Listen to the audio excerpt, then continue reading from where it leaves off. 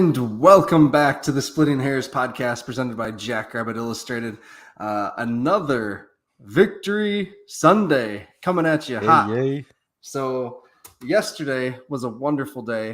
It was a great day to be out tailgating, a great day to be at a football game, and had a lot of fun. Got to see a ton of your smiling faces at the mega tent and meet some new folks, and so that was great. And got to see the Jacks play. I predicted a 42-17 game, so 42-21. Feeling all right with that. Kind of played out how I thought. I thought we'd be able to stop quarterback a little more, Sluka a little more than we did, but it is what it is. But before we get too deep into it, Chad, how the heck are you? Great, Matt. I had a good Sunday. Went to church. I've been working on my pole shed, and the pole count was 2, and now it's 6. So my neighbor come over and helped me, and that was a big difference maker. That's a good day. So he made a difference. Got all the corner posts done, so doing well. Good. Speaking Which of means church, people, it's not that cold out. It's I can work outside. It's not that cold out. Yeah. Speaking of church, we had our church Christmas program today at our church. Oh, nice. And my son was a shepherd. and he speaking part? Year, no speaking part yet. Next year, he said he wants to be the donkey. so that kid's going places. So, anyways, we're here tonight. So thank you to Cottonwood Coffee in Brookings. Swung into there yesterday and grabbed some coffee before hitting tailgating, and it was a great pick-me-up. It was awesome. Didn't need to be too warm because you guys had that tent roasty toasty, and that was pretty nice. But it was delicious coffee, some of the best around. Order it online at cottonwoodcoffee.com. Use code JI22 for 10% off your order. And thank you, Cottonwood. All orders over $10. Yeah, sure. Yeah, thanks. Drake's Place up in Bowdle, South Dakota, and we need to teach Kyle how to say Bowdle, South Dakota. Yes. I don't know if that's his Georgia accent or if he's picking up some sort of Texan there. Bowdle, however he says it. Jason and I literally talked about that on the way up. I've never really wanted to correct Kyle, but I always kind of wanted to say it's bow, like you take a bow. Yeah. So anyways, don't be offended, sir. Drake's Place. Stop in and get your food. Delicious items. Jackrabbit themed menu. Tons of drinks. Get your fuel. Whatever it may be. Drake family is awesome and supports this podcast. They listen and watch and comment. Provide good ideas. And so stop into Drake's when you're heading that direction. So thank you, Drake family, for your support. Yes, we did, Jim Poppin. We talked about it too. Bowdle, whatever.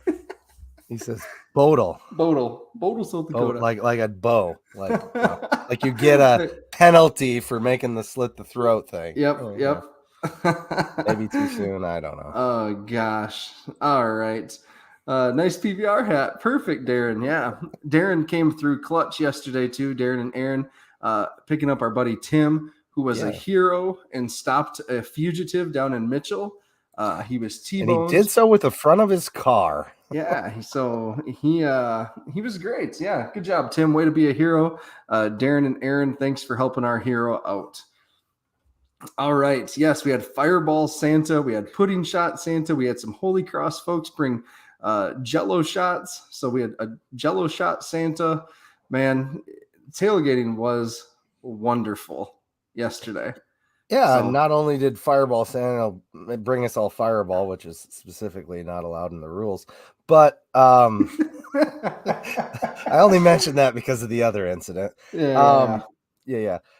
But his wife brought like a Kahlua cupcake. They were great. So yeah, those were good. My wife really enjoyed that. There was so much good food. My gosh. Jace brought those kolaches or whatever they were. Those were delicious. All right. Anyways, let's get to it. So we've already talked about tailgating and how much fun it was. I do want to just comment quickly on UPD. They did stop and visit us. I was carrying a glass bottle. I was having some Shinerbach, and I know better. I got to pour it in a cup. But they were super cool about it. They just said, "Hey, no glass bottles," and I said, "Oh, I'll go get a cup." No problem, and super friendly about it. They weren't jerks. Told us to have fun, keep having fun, and then walked away. So that's how you do it. So thank you, UPD, or Brookings PD, whoever it was that was on us, and we know better. We know the rules. So yeah, and there was a sheriff there, and we had some friends down from Fargo, and they had thrown a bottle of Jack in the snowbank out back of our tent. And I walked around the backside, and I was like, "Hey, man, do you know the sheriff's like right around the corner? Maybe you should just like get that a little more out of sight." To which he walked into the front of the tent where the sheriff was standing, and he's like, "Hey, you can't do that." And he's like, "Well, I didn't know." And to be fair, he didn't. So he didn't know. Yeah. put that all away, and they were very cool about it, is my point. So Yep. All right. So the game. Let's talk about that. yeah. So again, playoff Zay was back. Yes, sir. Mark did what Mark does. The Yankees made plays. Tucker, had a drop, but made some nice plays as well.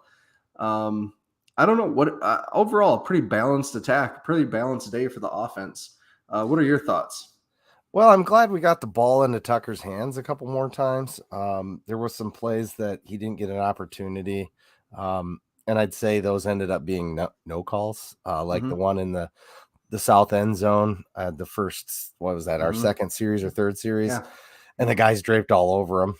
His arm was pinned. So yeah. And then the guy didn't turn around at all. We had a couple of those throughout the game. The good thing is the officials seem to call it the same both ways, right? They didn't call anything one way or the other. I think we had some bad blocks a couple times that we got away with. Speaking of, our offense and being balanced, and you were talking about playoffs, Zay, how about his stiff arm? That thing made all sorts of noise on Twitter. Yeah. Has that guy returned from the dimension that Zay sent him into? Like, I mean, well, apparently somebody else had mentioned, I think they were, I don't know, it wasn't a player, but they stated that was one of the guys that was doing most of the chirping. Oh, yeah. And so, yeah, that's too bad. Just put you in your place. That's what they call, what do they call that? Destiny.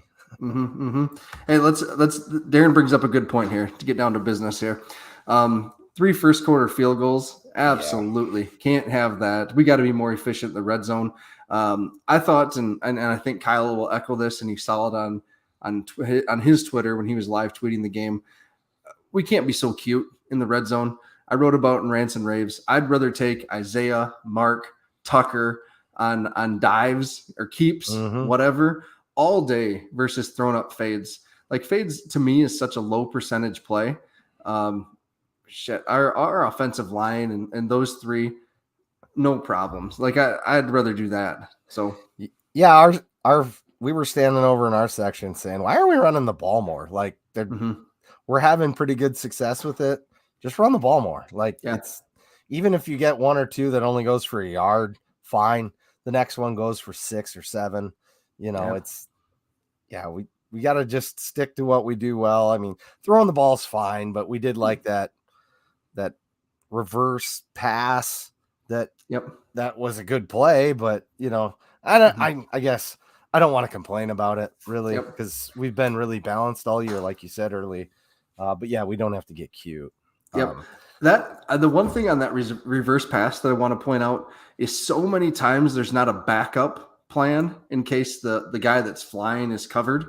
Right. I loved how they had that screen set up on the back side. That's just in case. That was smart. That's a great design. And that did get 11 yards.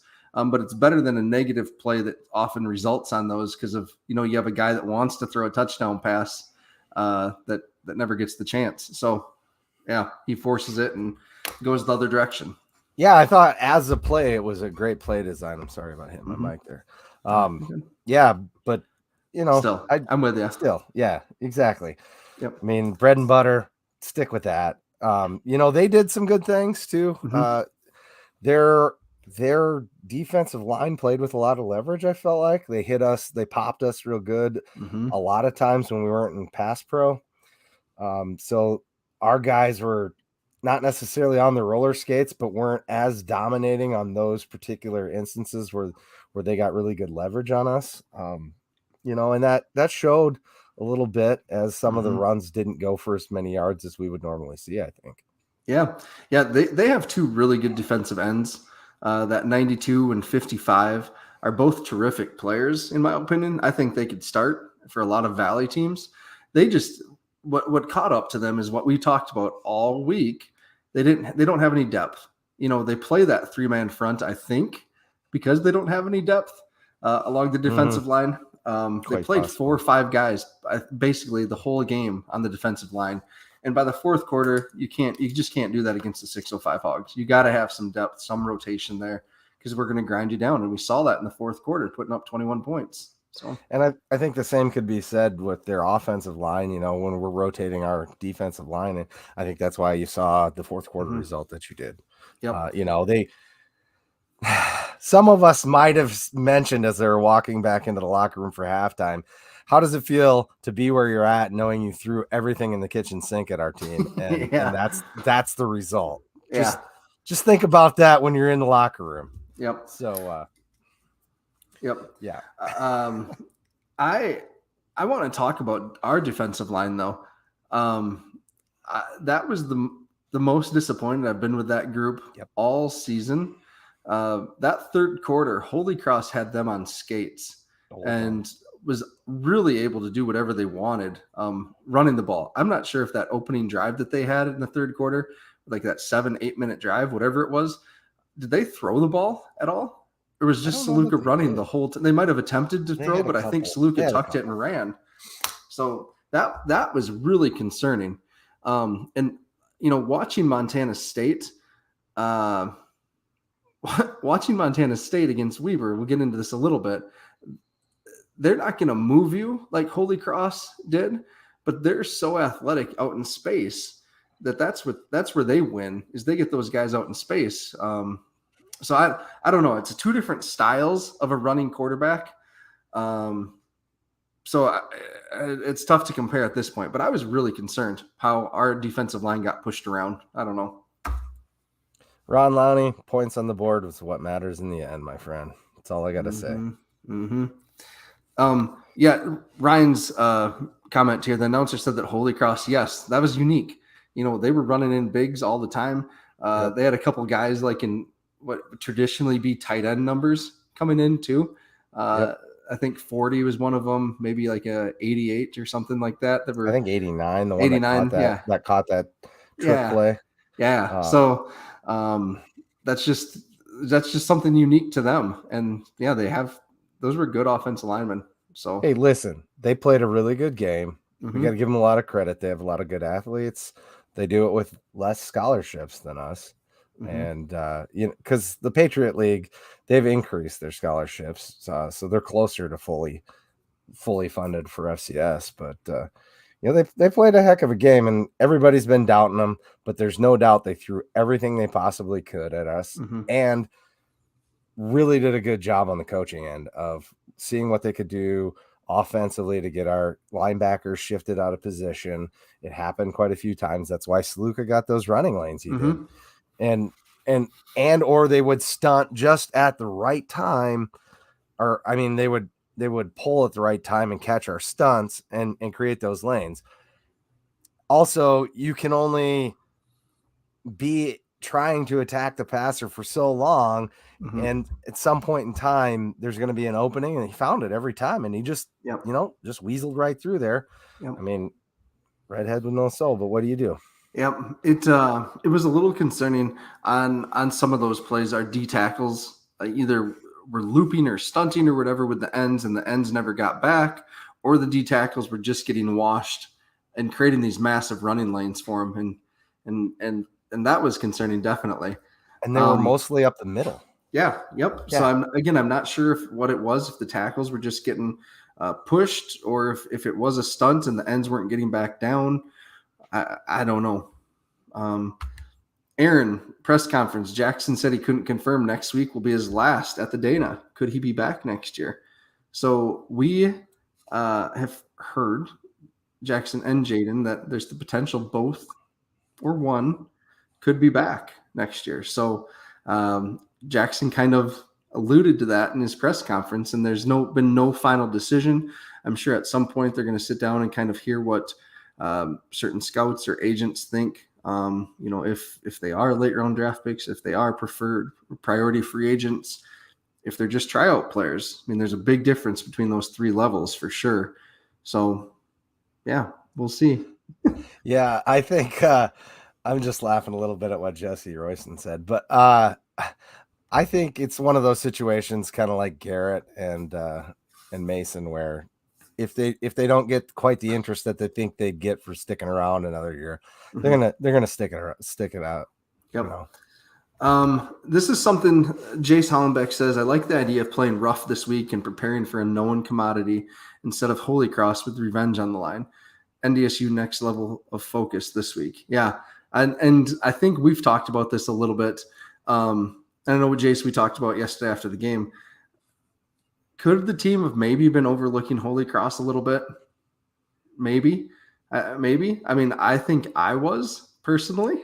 I would say even though, we're always real conservative on what we say in this program and the other podcasts, we all felt, at least in the group text, that maybe it was going to get a little more like the Delaware game, and that proved to be incorrect. So Yep. And watching Montana State absolutely destroy William and Mary the night before, that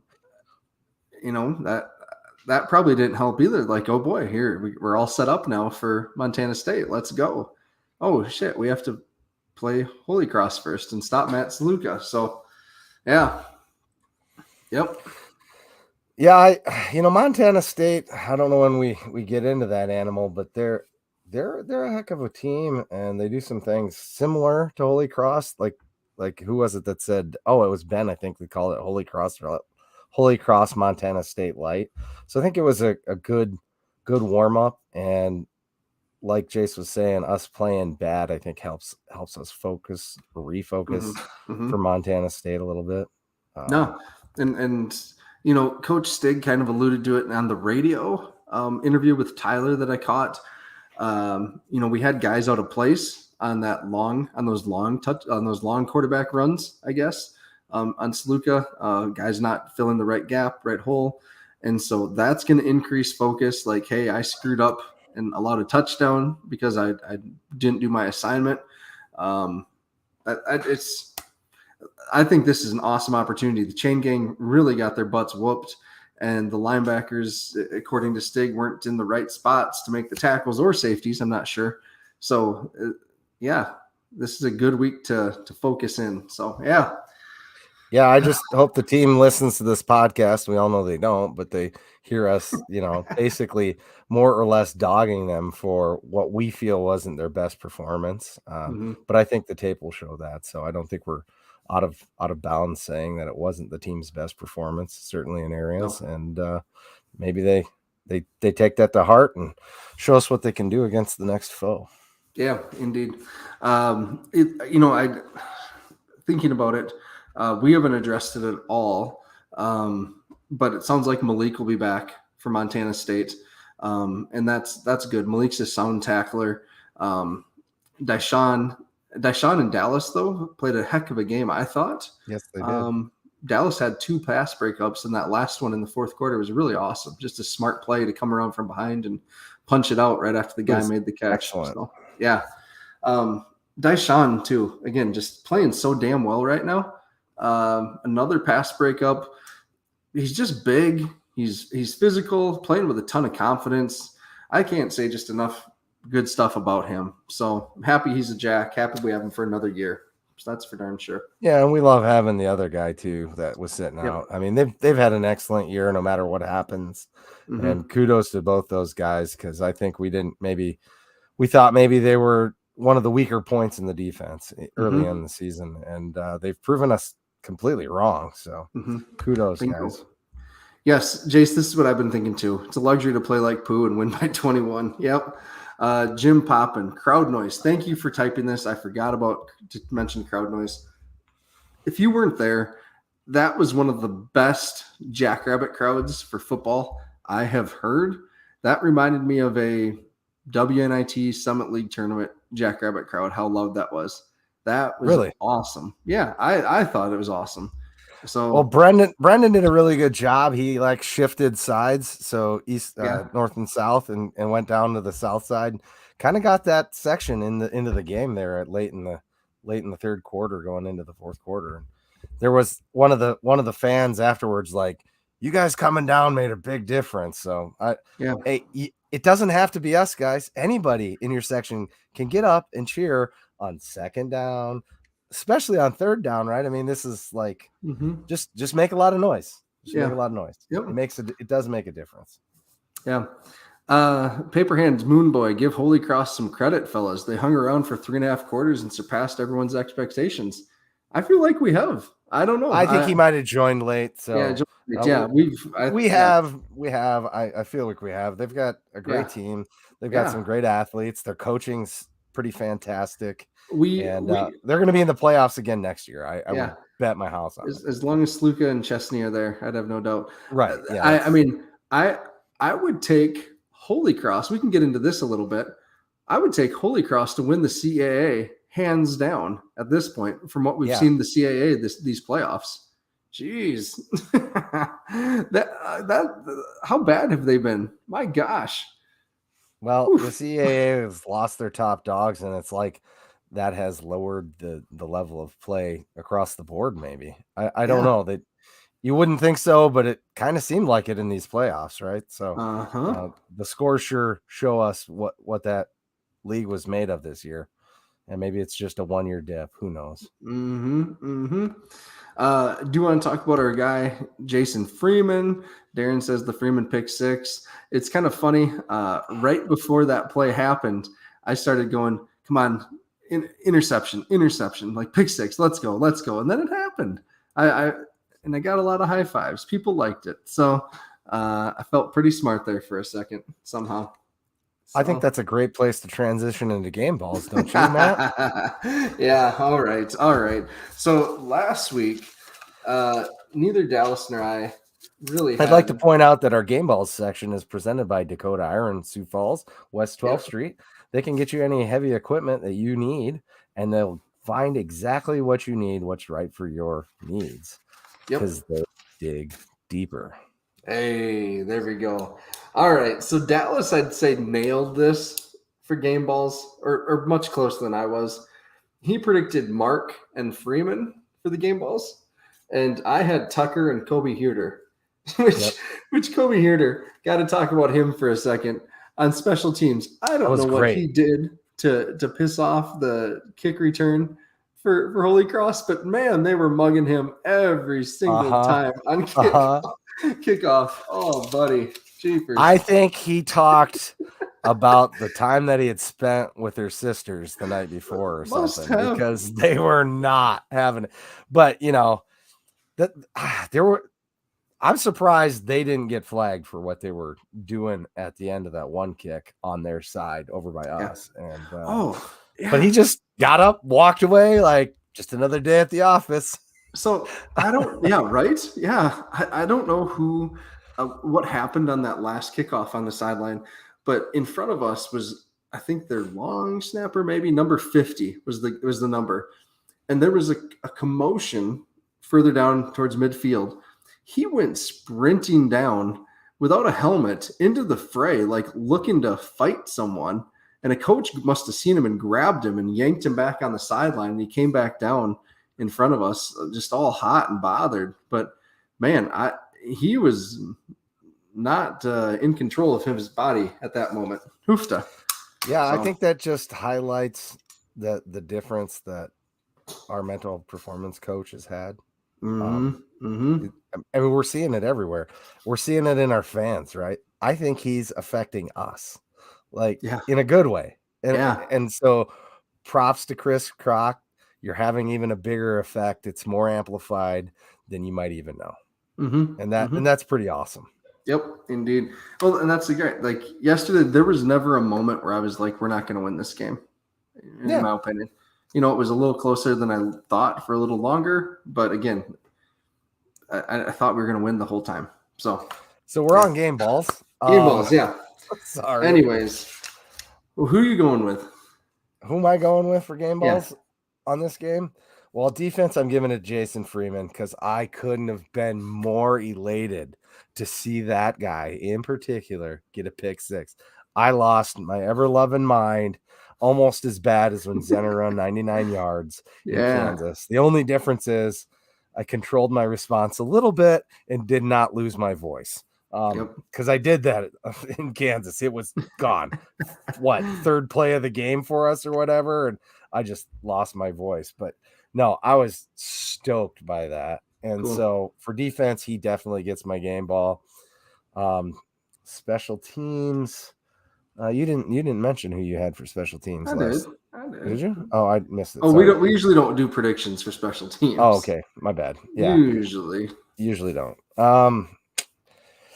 Offense, it's got to be Isaiah. I mean, that's the easy pick. That's who I'm going with. Mm-hmm. All right. So I went with Isaiah. I matched you. I did go with Savion Williamson on defense and not Freeman, just because Freeman didn't have much for stats outside of that pick six, but it was a huge play. It's a big stat if it I know. And usually a touchdown is automatic for me if it's on defense or special teams. But I did go with Savion because there were a couple times he was on an island and made the stop on Saluka when no one else could or would have. So now, he's been playing out of his mind. Yeah. And kudos. I mean, we can't say enough good about that situation. Mm-hmm. So, and what a luxury to be able to bring Adam Bach back slowly and not push it, to have a middle linebacker of Savion's caliber to step in and play. So, man, yeah, love that stiff arm. Excellent. Thanks, Ron. Something nice about the Jacks for once. Man, that's why I had to put it up. Oh, geez, Ron. Yeah, that's it. We're that's it. It's all over. Ron is now officially a Jackrabbit fan. Yep. You saw it here, and come on over to my tailgate. We'll have a beer for you, and we'll have some blue gear for you to put on. Is Ron? Ron, are you coming to Brookings, man? We gotta meet you. We got to meet you. As much shit as you've talked this year, we got to meet you. All right. Let's. And then special teams for me was Jaden with the returns. I know he had the fumble right away, but his returns were awesome otherwise. So yeah, and I was gonna say the same thing. So yeah, I'm pretty lame there. All right, let's move on to Montana State. The fighting Wildcats of Montana State. So this team stresses me out, guys. This offense right now is insane. Let's kind of just look at their last few games. So Cal Poly, they put up 72 points. Cal Poly is awful, but still 72 points. Against Montana, the college game day game, we all saw that. They put up 55. Weber State is a game I'm watching right now, or was before the show, in the second round of playoffs, 33-25. Weber plays them really well. And it's going to be interesting to see how this game, watching it, how it kind of unfolds. We saw what they did to William and Mary. William and Mary was not prepared for anything. That level of play, I think you could say, honestly. William and Mary was happy to be there, I think. Jeepers. And they put up 55 points. They just mauled them. Absolutely mauled them. The complicated thing about this offense is that they do so stinking much. They'll hit you with a read option, an option, a speed option, a pop pass, a dual quarterback sets where you don't know who is actually going to take the snap, if it's Chambers or if it's Malott. They'll put Malott out at wide receiver. They'll run Malott out of the backfield from a handoff from Chambers. They'll do all sorts of just garbage and then run a normal offense where they hand the ball off up the gut to Isaiah Afonso, who's back from injury, and it'll go for 15 yards. So it's just, I can't imagine how Jimmy's going to get sleep this week. I'm watching this game against Weber right now and watch the Montana game, and it's just stressing me out, man. Chad, calm me down. Calm me down here, Chad. I'm not going to help a whole lot. I think they're running the ball much more effectively than they did last year. And what I mean, they did beat us last year, obviously, but I think the thing that really killed us last year was their NFL wide receiver that they McCutcheon. just threw 50-50 balls up and he came down with them all. I think that was what really killed us. They still got some talent at wide receiver. I think our D line is actually better this year than it was last year. So that definitely helps. Having Adam Bach back would be a big difference if he's 100% back.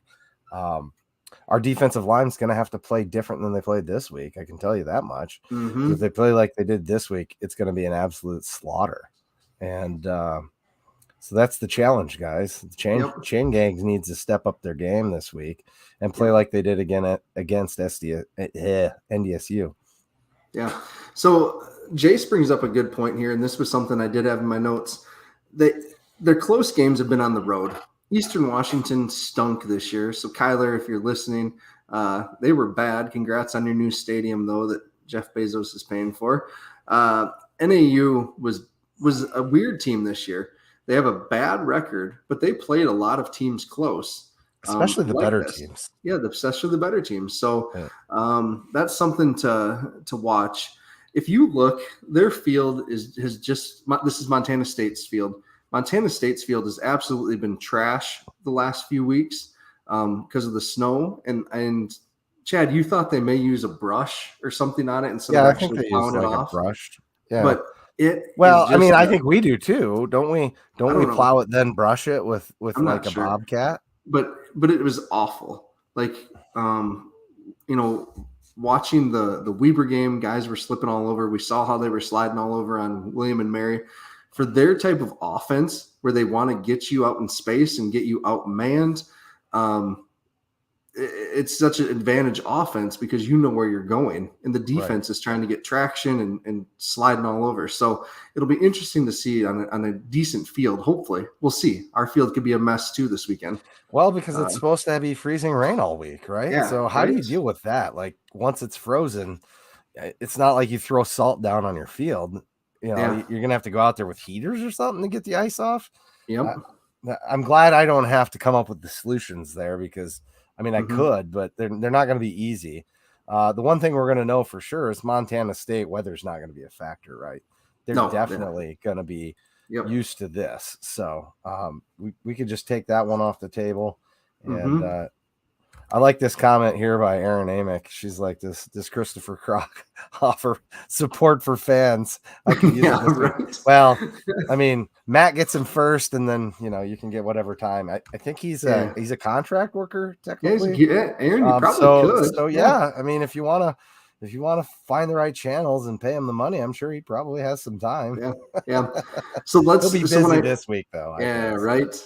When I talk about Montana State's offensive line being uber athletic and good out in space, the one caveat with that is that they're not the biggest, right?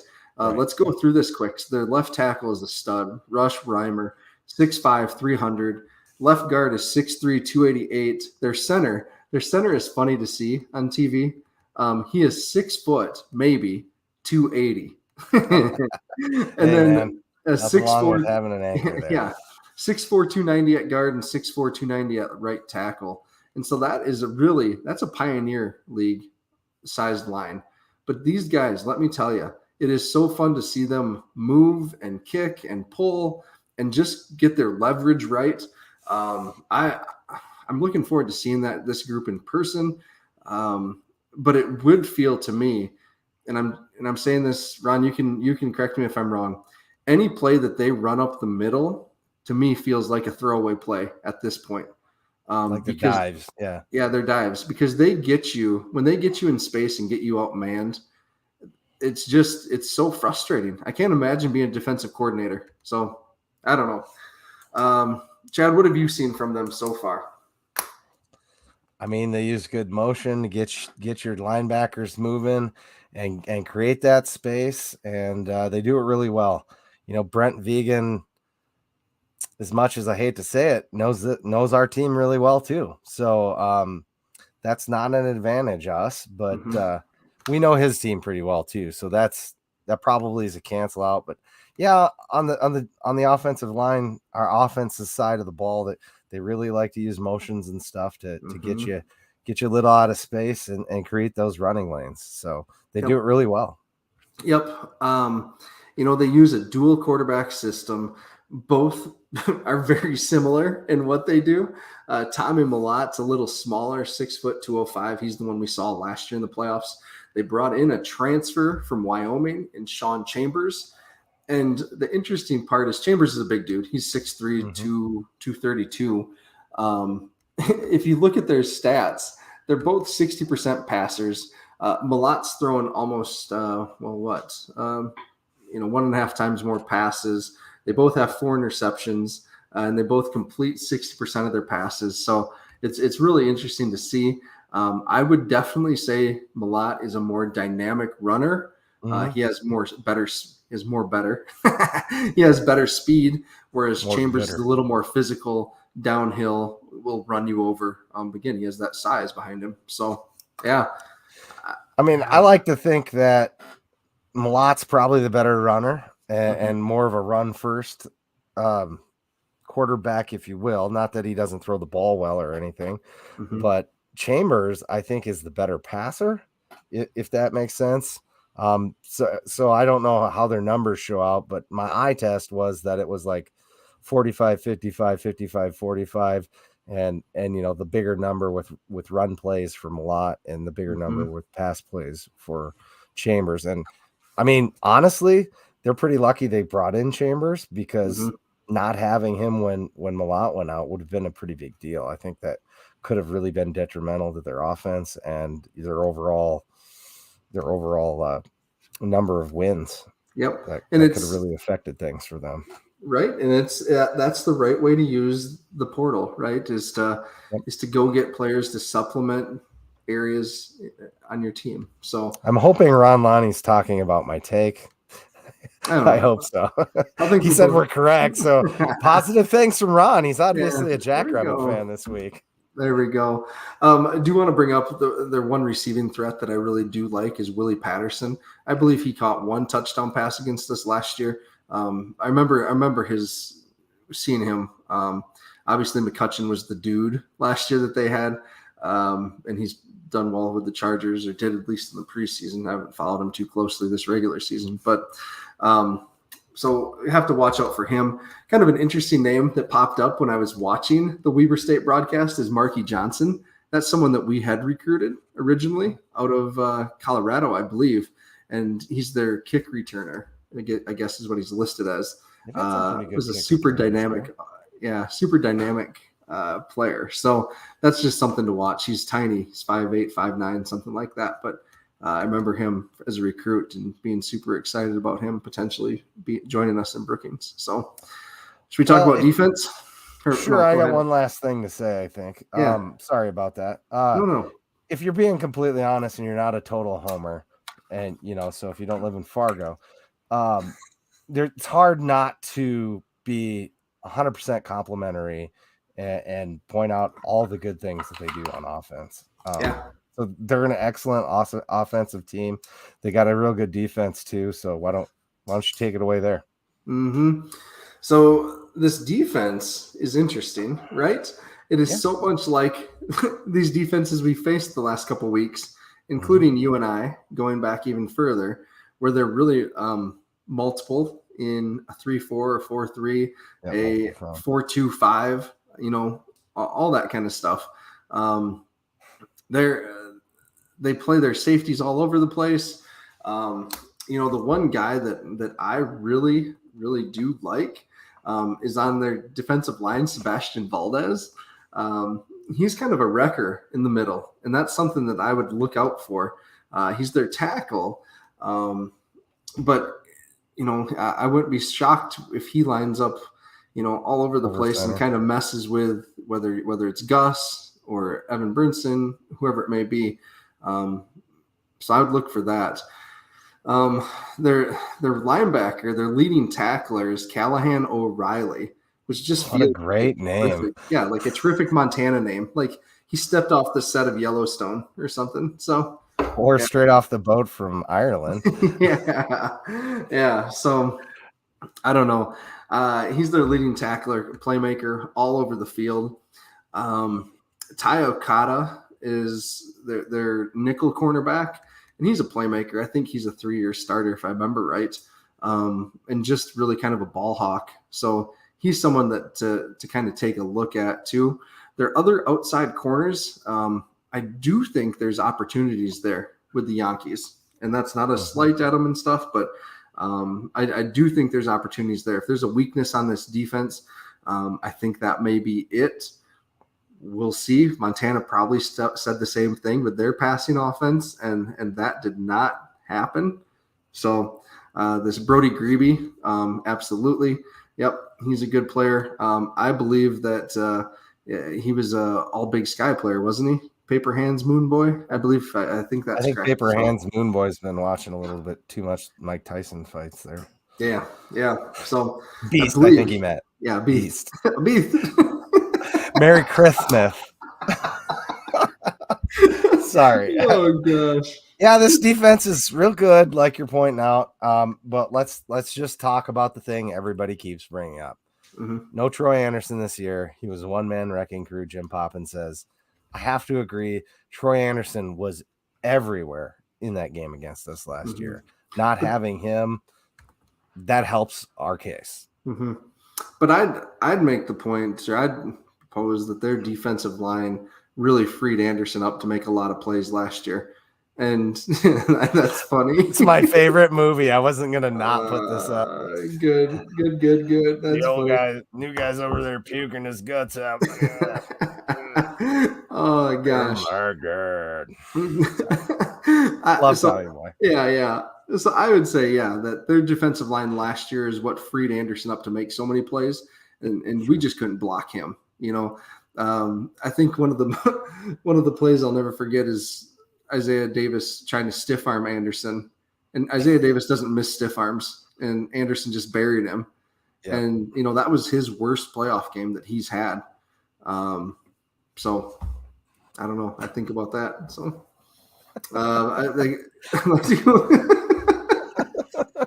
Oh shoot! I like this guy, Paper Hands Moon Boy. You're welcome. He's been on our pods a couple times. I'm pretty sure he's like 99% sure he's a Montana State fan. I mean, so hopefully he can come to our game and catch our tailgate.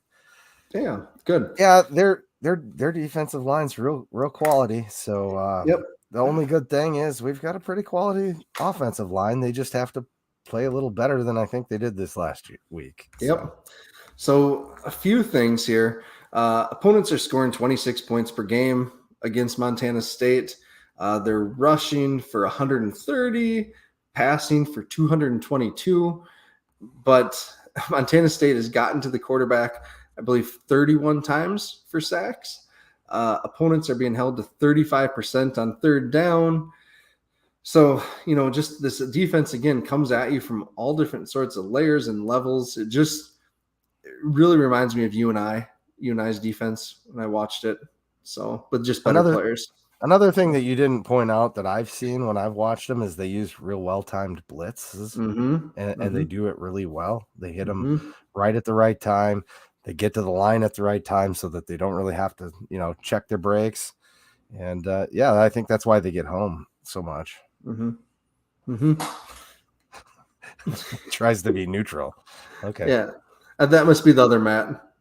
Frazee. Unbiased Bison. Yeah, I'm biased. I'm a biased Jackrabbit. Yeah, so he's not talking about me. Matt's neutral? I mean, I guess he pulls back maybe a little bit his feelings so we don't make bulletin board material.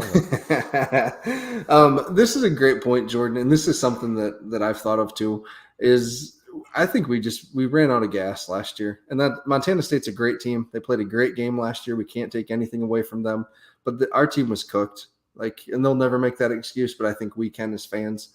The first half was great. Didn't help that our offensive coordinator was 1 foot out the door either. Ooh, yeah. I'm gonna say that out loud.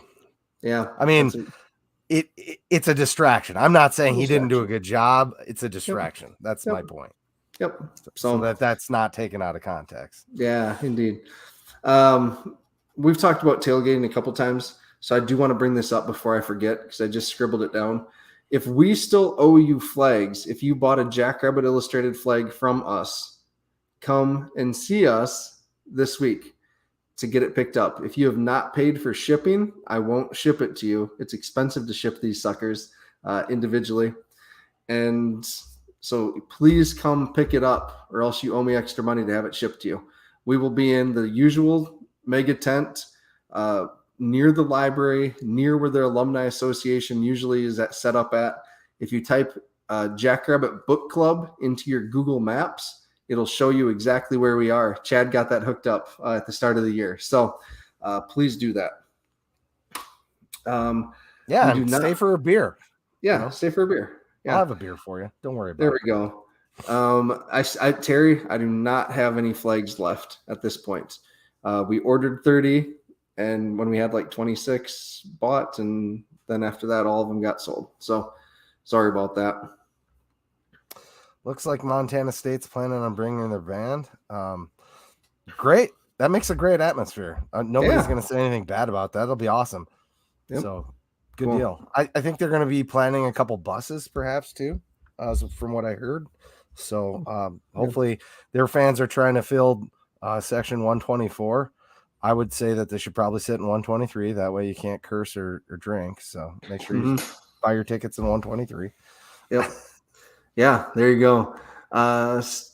Game plan to win. Let's talk about this. Game plan to win. Honestly, we're just gonna have to score. We're gonna have to be efficient. This is gonna be a really high scoring game, in my opinion. And I know our defense is great, but I think it's gonna be like a 40 to 35, 38 kind of game. So that's what I'm seeing.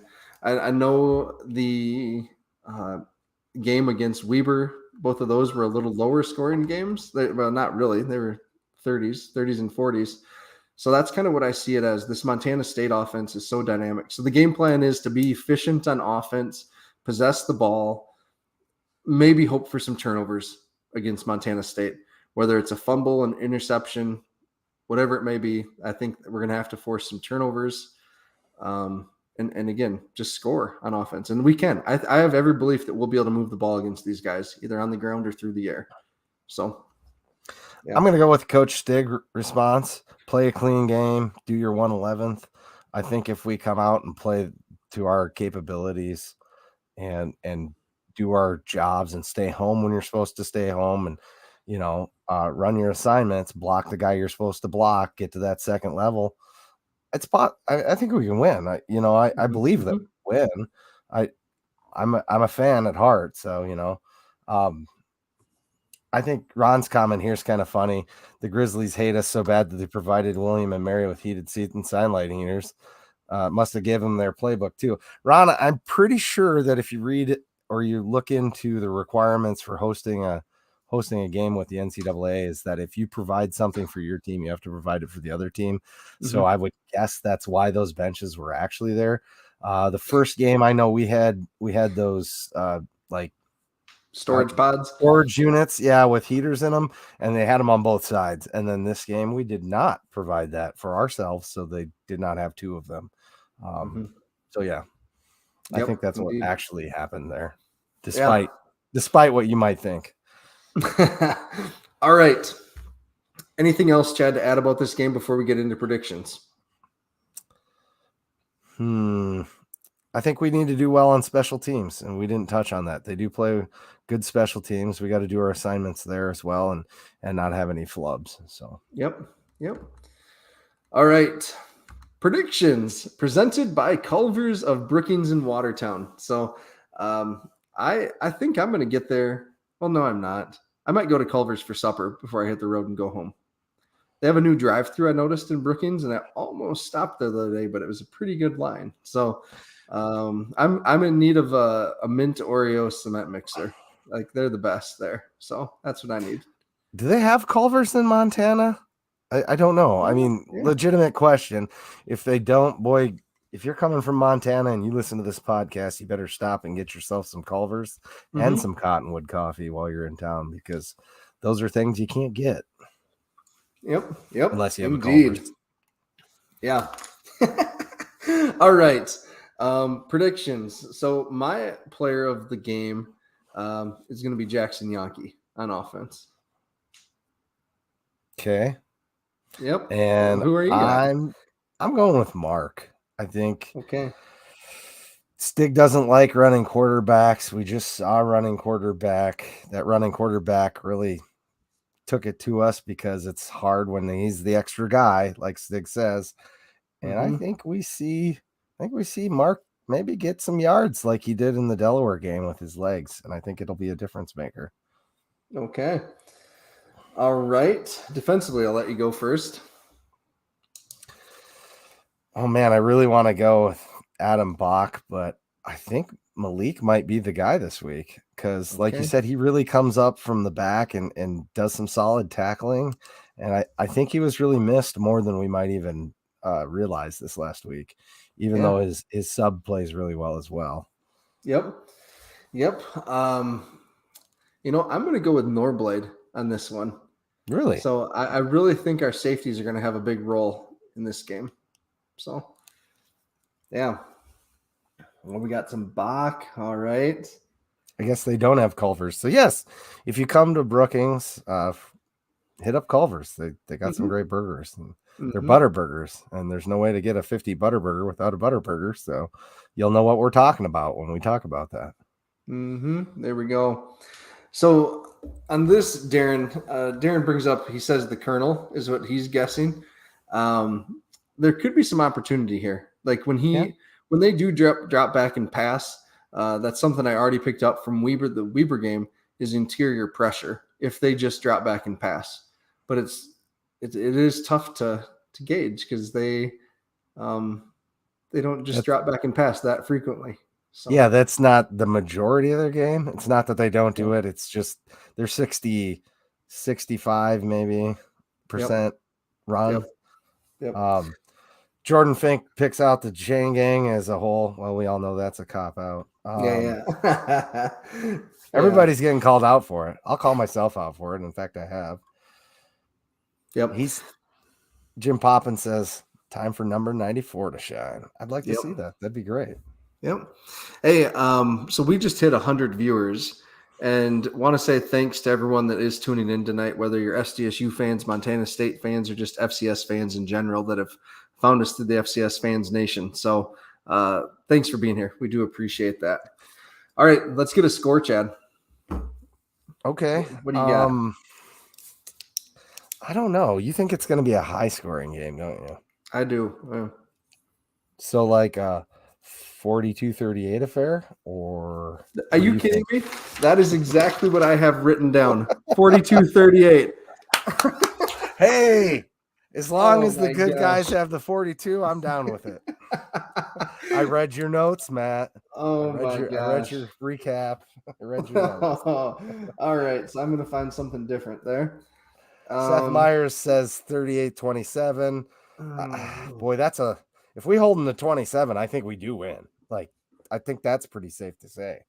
Um, all right, yeah, Chad. Ron Lowney says, hey, hit the like button, Yeah, especially if you're on the Jackrabbit Illustrated YouTube. We'd love the likes. If you're yeah, not watching on there, that's fine. But go over, give us a like over there because that promotes our channel. yep, You can also like it on FCS Fans Nation, but we have a little bit more of a budding YouTube presence than they do, so we could use the likes. yep. Okay, I'm going to say 45-41 just because how did you do that? Gosh darn it. Gary Youngman says 48-35. I think it might be a little closer than that, but that's a Yeah, decent pick. yep. Seth Oh, Meyer, I gosh. sure hope you're right, saying that the defense is going to be locked in. They better be because they kind of got their tails whooped a little bit. Mm-hmm. I think they got to feel like they got beat this Yeah, last game, I'd agree. and let's not let it happen again, guys. Yeah. All right, let's talk about the word versus the herd, right? Is The what they're saying. word. Have you heard about the word? Yeah, yeah. The bird is the word. There you Get it? go. There you go. Exactly. Yes. Yeah, Um, this is going to be interesting because the Bison are banged up on offense. they sure They are. they still have three good backs. I do want to say that. And Cam Miller is just weirdly efficient, and you think he's playing terribly, and then you look down at the stat sheet, and he's only he's only missed 3 passes, and he's rushed for 50 yards. So it's just he's the ugliest winning quarterback that that I can think of. Where on the other hand, Lindsey Scott looks like he's playing Tecmo Bowl, and he's Bo Jackson out there against everyone. Yeah. He's a cheat code at this point. The good Dr. Lindsey Scott, as right. our friends on FCS Fans Nation would say. Yeah. So NDSU too is interesting right now because they may be getting back Eli Mostart, and Spencer Waggy looks like a 25-year-old 7th-year senior out there. Bad back, bad knees. Like, but still playing well. Yeah, he's such a warrior. It's too bad that he's not fully healthy for NDSU, because he honestly is one of the best defensive ends at the FCS level that I can remember, from a side, like a pure size, play the run, play the pass. Well, he's a hell of a player. So that's too bad. If NDSU is able, which they should be able to run the ball and simply milk the clock and be efficient, just like our game, I think they get a win. But if Incarnate Word can play them tough like Samford did, and Incarnate Word's defense is actually better than Samford is statistically, I don't know. Like, I'm just really interested to see, because I don't know if NDSU is going to be able to stop Incarnate Word consistently either, because that's Samford quarterback that when they brought in that backup, or their actual starter. That was their actual starter, and why you don't start him is perplexing to most people. Yep. So but if you listen to Brendan enough, and okay, so I listen to Brendan a bit, he points out that NDSU hasn't been real great at stopping the run this year. That's where they've really been, if you want to call it, we'll call it that's their weakest point. We'll call it. We had decent luck with them with the throws, but we really capitalized on runs. So it's kind of a strength issue. And but man, Lindsey Scott can sling the ball, and the receivers are great at creating separation. They really are. That's part of it. It's not just Lindsey Scott, because they had Cam Ward in there last year. We thought that was going to just be a huge fall off, and it comes out, and it's bigger this year with Lindsey Scott Jr. So the receivers are a part of that equation. Yeah, absolutely. Absolutely. There we go. Living up to the A-team name there. So you've got a couple in already. I know. You've just been making great points, Chad. I just have to agree with you. Yes, NDSU did lose Tamarick Williams, with a nasty looking ankle injury. Yeah. And then their other wide receiver, not DJ Hart, because he left. Who's their tall guy? No, Mathis is still Mathis is still there? Yeah, Mathis and Lippy. It's Mathis, Lippy, and Braylon Henderson are like the wide receivers that are still walking around, but they just lost. Who is it? Where's someone that was there? Rick Jensen, where are you? You'd know this name. But anyways, it's just their offense is so beat up. Raja Nelson. Thank you, Seth. There you go. Yep, Raja Nelson. And then their backup quarterback, Cole Payton, got hurt too, which sounds like he'll be okay. But he's kind of a running threat that they use to take maybe some of the body blows off of Cam Miller. So interesting. I don't know. I don't remember an NDSU team ever beat up this bad.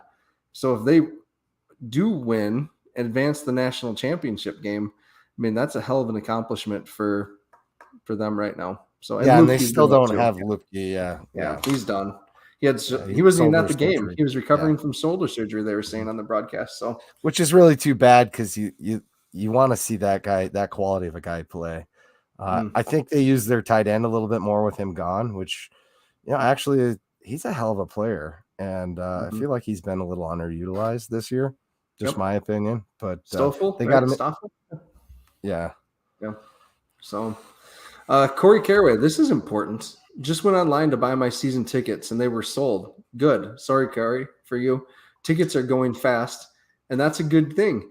I mean, I went on my Facebook after the game and wrote, If you've ever gone to a game with me before, come tailgating, or if I've bought tickets for you before for big games, please come to the game this weekend. Like, just begging people nicely to show up.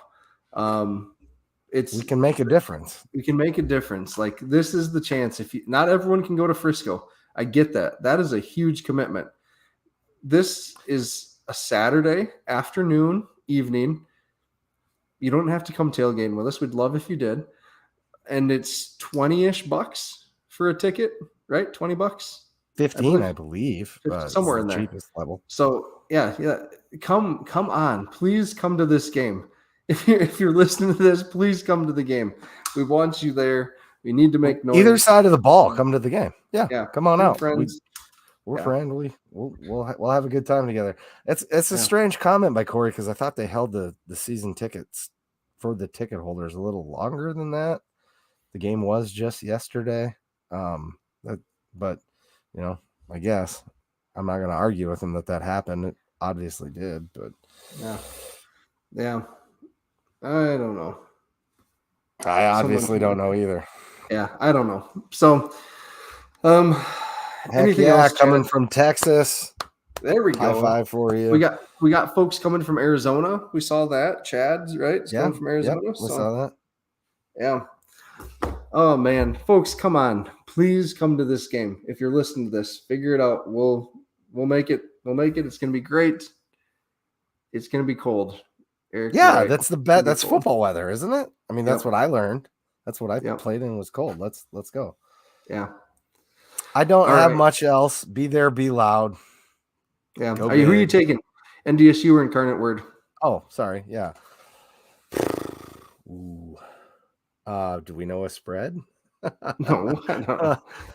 What do you think the spread's going to come out as? We won't play that game, but what do you think it's going to come out at? I think we've both agreed that it's going to be NDSU, right? NDSU by 10?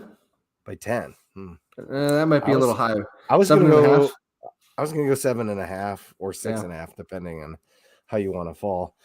Yeah. I'd say, if it gets into a track race, NDSU's screwed. Mm-hmm. But I'm going to take the Word by 3 points. Okay. Interesting. I don't know final score, but I'll take them by 3. Okay. I'm going to take NDSU. I don't NDSU by touchdown. That's a safe bet. That's a safe bet, but yeah. All right. Well, thanks everyone for tuning in. This was an awesome show. Again, we hit points are out. So 9.5. Okay. 9. Bison by 9. Oh, I'll take Word plus 9. Yeah, sure. Definitely. All right. With that, I think it's time. Go big. Go blue. Go blue. Go Jack.